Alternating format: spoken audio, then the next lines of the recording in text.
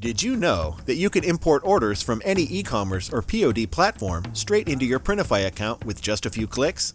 Introducing the brand new Printify Import'Ant tool, an easy-to-use Google Chrome extension that lets you quickly import your orders to Printify, saving you time for your business. Let me show you how. Go to the Google Chrome web store and search for Printify. Find the Printify Import'Ant extension and click Add to Chrome. Allow permissions to install. A new snap icon will be added to the top right corner of the browser's toolbar. This is now your shortcut for instant access. To quickly import an order, click on the icon to open the Import'Ant tool right away. Start by logging into your Printify account. Next, click on Customer Details and enter the required information. Make it even more convenient, click on the pencil icon to highlight the text you want to import, and it will be moved automatically. This way you don't spend too much time copy-pasting every line.